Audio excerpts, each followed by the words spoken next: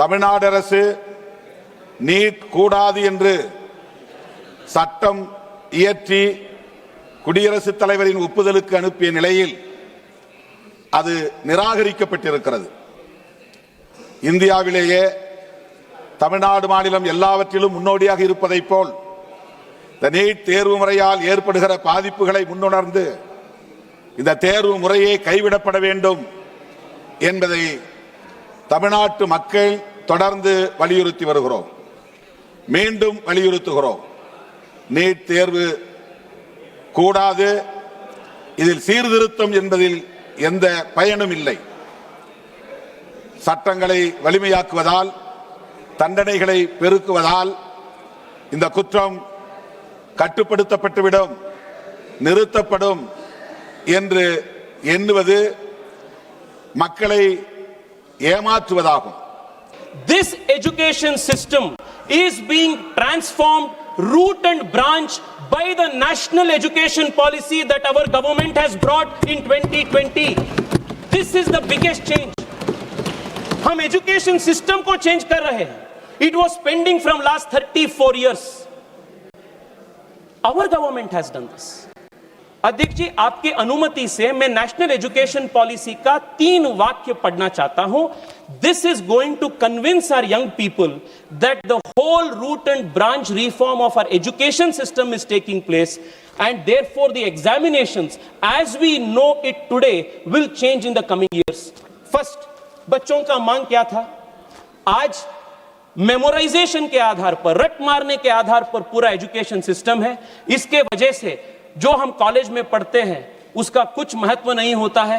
All that is tested is whether you can recollect, memorize and reproduce it, warm it in an exam 3 years में, 3 hours में. This is what is actually tested. Now the first reform they have asked is, इसके वजह से coaching centre बढ़ रहा है. The whole system is a problem. The national education policy diagnoses the problem in these words. Please सुनिए अध्यक्ष जी. The current nature of secondary school exams, including board exams and entrance exams, and the resulting coaching culture of today are doing much harm to students. These exams also force students to learn a very narrow band of material in a single stream, rather than allowing the flexibility and choice that will be so important in the education system of the future. ये diagnosis Modi सरकार के national education policy पे है. This is not the old legacy of the Congress party's education system, and this NEP is now being implemented.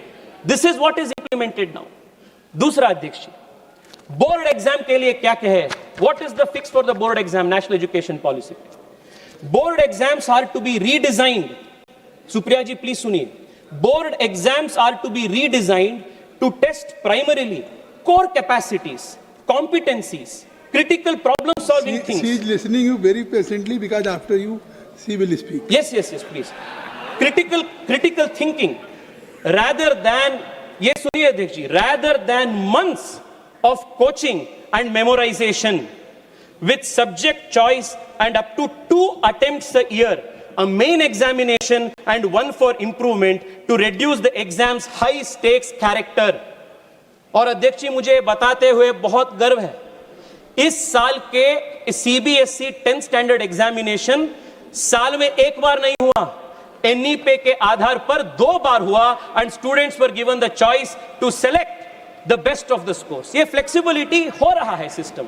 This is a new change we are bringing. Third क्या है अध्यक्ष जी? मैंने बताया अध्यक्ष जी, जब मैं स्कूल में था, मैं बहुत मुश्किल से मैथ्स में पास होता था, पर मैं डिबेट कंपटीशन में, एसे कंपटीशन में, क्विज में हमेशा मैं टॉप में होता था. बट वो सबको एक्स्ट्रा करिकुलर एक्टिविटीज कहा जाता था. It was not even considered.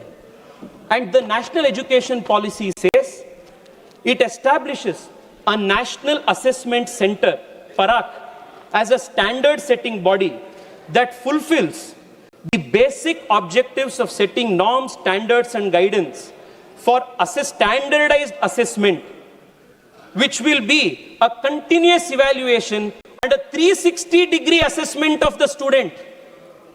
ये सबसे बड़ा चेंज है अध्यक्ष जी। 360 degree assessment of the student. एक दिन का, एक 3 घंटे का परीक्षा किसी का फ्यूचर आने वाले दिनों में डिसाइड नहीं करेगा। 3 साल से आप जब तक आप कॉलेज में ये बोर्ड एग्जाम देंगे तब तक 360 डिग्री असेसमेंट, प्रोजेक्ट वर्क होगा, रिसर्च पेपर्स होगा, ओरिजिनल प्रॉब्लम सॉल्विंग एक्सपर्टीज होगा, अन्य करिकुलर एक्टिविटीज होगा। ये 360 डिग्री असेसमेंट के आधार पर एग्जामिनेशन का मार्किंग होगा। What this means in other word अध्यक्ष जी is this is going to fundamentally change the nature of examinations in the country. और ये ऐसा नहीं है कि ये 25 साल के बाद जारी होगा, 20 साल के बाद जारी होगा। एज वी स्पीक अध्यक्ष जी 8वीं कक्षा तक नए करिकुलम के आधार पर नए टेक्स्ट बुक्स तैयार होके सीबीएसई के बच्चों को दे दिया गया है। और इस साल 9th स्टैंडर्ड के बच्चों को नया करिकुलम मिलेगा। आने वाले 2-3 साल में 11th 12th का जब ये पूरा सिस्टम सुधार हो जाएगा, आज के जो एंट्रेंस एग्जाम का जो व्यवस्था है that is going to fundamentally change. और मैं पुनः दोहराना चाहता हूं, a broken examination system is only a symptom and it is symptom of a broken education system, and that education system is what is being fixed today by the National Education Policy 2020। and आने वाले दिनों में जो बच्चे in next 3-4 years अध्यक्ष जी जो बच्चे बाहर आएंगे नए एजुकेशन पॉलिसी के, they will not face the kind of stress, the kind of pressure that examination system is forcing on young children today। अध्यक्ष जी आप मुझे 2-3 मिनट समय दीजिए, आई कंक्लूड प्लीज। बहुत महत्वपूर्ण 2-3 विषय है अध्यक्ष जी। जब हम इन सब विषय पे बात कर रहे हैं, we should also focus on one more important aspect. और अध्यक्ष जी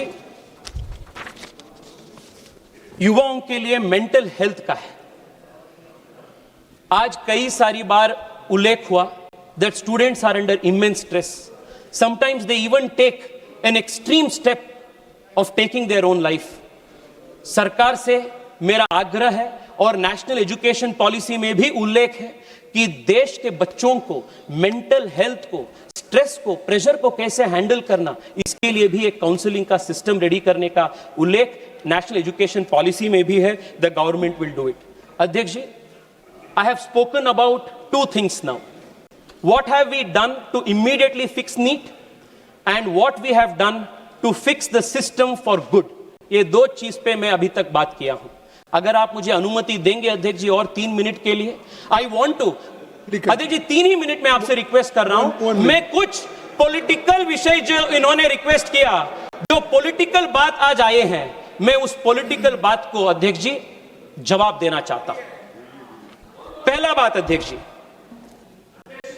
जो अकाउंटेबिलिटी है ना, ये अकाउंटेबिलिटी जो है वो 2-वे स्ट्रीट होता है, 1-वे नहीं होता है।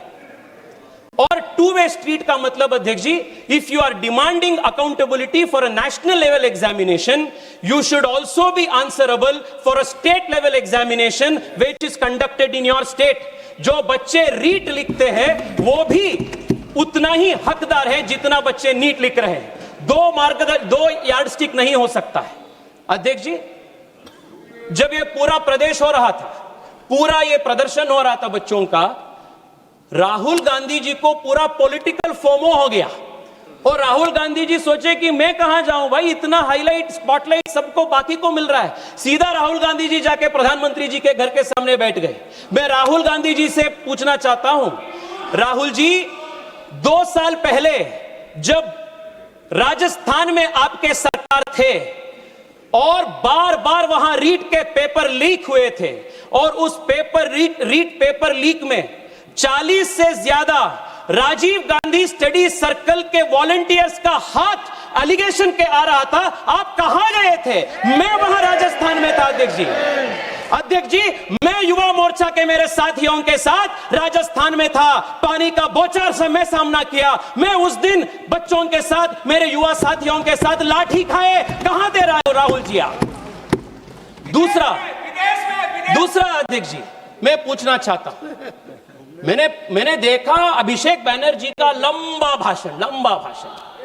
हां अध्यक्ष जी, अगर आज वेस्ट बंगाल में भारतीय जनता पार्टी की सरकार है तो वेस्ट बंगाल के युवा टीएमसी के दौरान जो पाप हुआ था, वहां एसएससी में टीचर ट्रेनिंग एग्जाम में वहां जो अन्याय हुआ था, और अध्यक्ष जी लगातार 2 साल तक वहां के टीचर्स एग्जाम के एस्पायरेंट्स 2 साल तक वहां प्रोटेस्ट किए थे। मैं पार्टिसिपेट किया हूं अभिषेक जी, उसमें युवा मोर्चा के मेरे साथी उनके लिए आवाज उठाए हैं। और जब आपकी सरकार थी, हम नबन्नो चलो किए थे।